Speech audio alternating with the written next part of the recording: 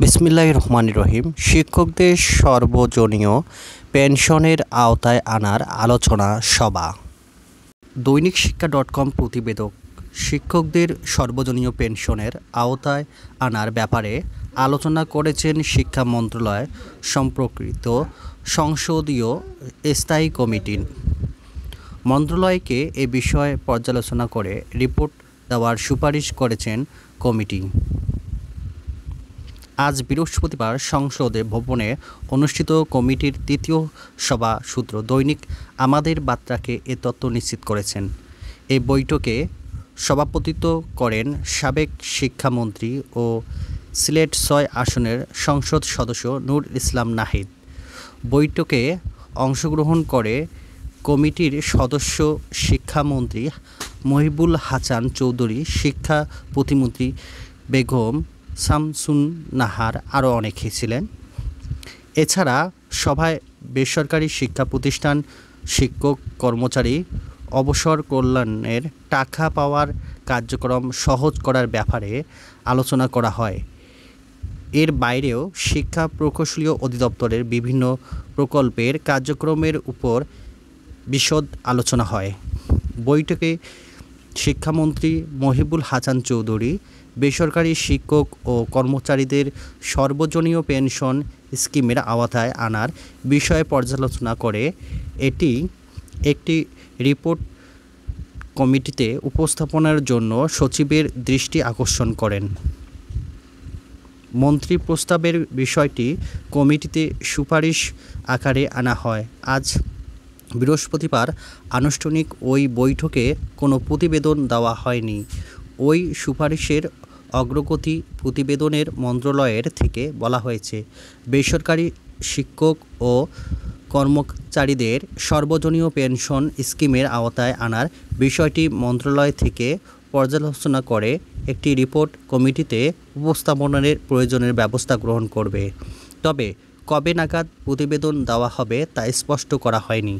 জানা গেছে, কমিটির আগের বৈঠকে এমপিভুক্ত স্কুল, কলেজ ও মাদ্রাসা শিক্ষকদের পেনশন নিয়ে আলোচনা করা হয়। ওই বৈঠকে কার্যবিবরণীয় থেকে জানা গেছে, সেখানে কমিটির সদস্য মোতাহার হোসেন বলেছেন, এমপিভুক্ত শিক্ষক ও কর্মচারীদের অবসরের পর পেনশনের জন্য বছরের পর বছর অপেক্ষা করতে হয়।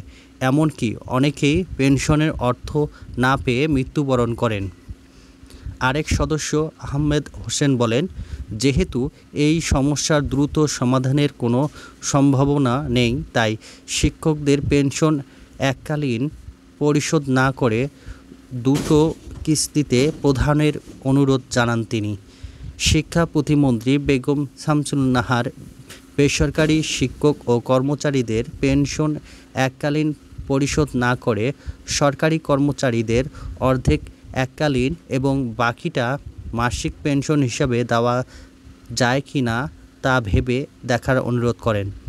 বৈঠকে অবসর সুবিধা বোর্ডের সচিব অধ্যাপক শরীফ আহমেদ সাদ্দি বলেন, শিক্ষকদের কাছে থেকে আদায়কৃত চাঁদা ও স্থায়ী আমানতের সুদ মিলে বছরে প্রায় ৩৬ কোটি টাকা দাঁড়ায়। আর বর্তমানে সুদের হার বাড়ায় এ খাত থেকে বছরে ৫০ থেকে ৫৫ কোটি টাকা পাওয়া যাবে। কিন্তু শিক্ষকদের দাবিকৃত অবসর ভাতা পরিশোধের প্রয়োজন ৪৪৪ কোটি টাকা। ৪৪৪ কোটি টাকা ঘাটতিতে পূরণের জন্য সরকারের অনুদানে বাড়ানোর পাশাপাশি ষষ্ঠ থেকে মাস্টার্স পর্যন্ত ২ কোটি শিক্ষার্থীর কাছ থেকে বছরে ১০০ টাকা, পাবলিক পরীক্ষার সময় প্রতি শিক্ষার্থীদের কাছ থেকে ১০০ টাকা, জাতীয় বিশ্ববিদ্যালয় প্রতিটি পাবলিক বিশ্ববিদ্যালয় ও শিক্ষা বোর্ড তহবিল থেকে নির্দিষ্ট পরিমাণ অর্থ বরাদ্দ দিলে স্থায়ী সমাধানের সম্ভব বলে মনে করেন তিনি। উল্লেখ্য, সরকারের তরফ থেকে ইতিমধ্যে স্বায়ত্তশাসিত প্রতিষ্ঠানকে সর্বজনীয় পেনশন স্কিমের আওতায় আনার পদক্ষেপ গ্রহণ করা হয়েছে। আগামী জুলাই থেকে এসব প্রতিষ্ঠানের নবনিযুক্ত শিক্ষক কর্মকর্তা কর্মচারীদের ক্ষেত্রে একটি প্রযোজ্য হবে বলে সরকারের এক আদেশে বলা হয়েছে। সরকারের এই সিদ্ধান্তের পাবলিক বিশ্ববিদ্যালয় শিক্ষকরা প্রতিবাদ জানিয়েছেন। তারা সরকারের এই সিদ্ধান্তের প্রতিবাদ জানিয়ে আন্দোলন সংগ্রাম শুরু করেছেন। এরকম শিক্ষামূলক আমার এই চ্যানেলে প্রতিনিয়ত দেয়া হয়। যারা এখনও আমার চ্যানেলটি সাবস্ক্রাইব করেননি অতি শীঘ্রই সাবস্ক্রাইব করুন এবং পাশে থাকা বেল আইকনটি বাজিয়ে দিন। আল্লাহ হাফেজ।